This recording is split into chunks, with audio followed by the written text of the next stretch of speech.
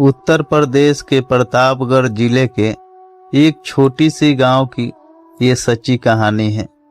एक विधवा महिला अपने 3 छोटे छोटे बच्चों के साथ जीवन बिता रही थी।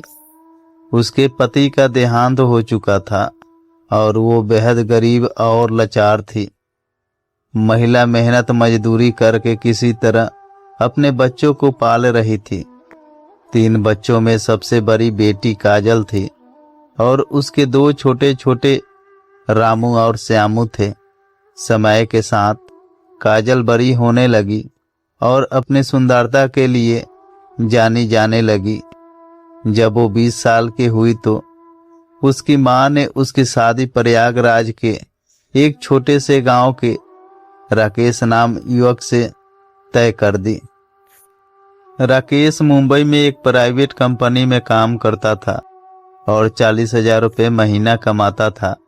राकेश और काजल की शादी हो गई और 5 सालों में उनके 3 बच्चे हुए, 2 बेटे और 1 बेटी।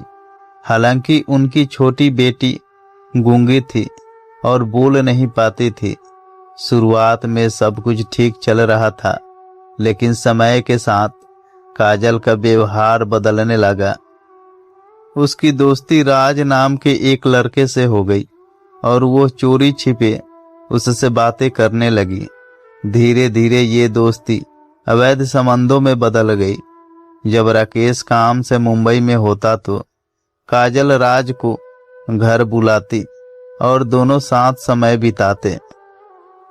एक दिन जब राकेश अचानक मुंबई से लौटकर घर आया तो उसने बेडरूम में काजल और राज को आपत्तिजनक स्थिति में पाया।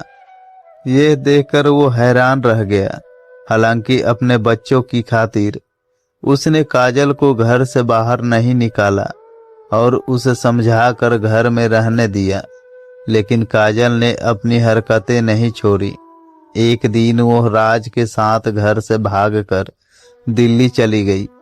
शुरू में राज ने उसका ख्याल रखा, लेकिन कुछ ही समय बाद उसने काजल को दुत्कार दिया और उससे कह दिया कि वो बदचलन है और अपने पति और बच्चों को छोड़कर आई है।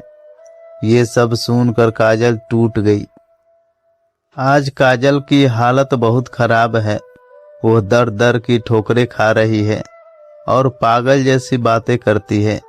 उसे भीख मांगकर अपना पेट भरना पड़ता है।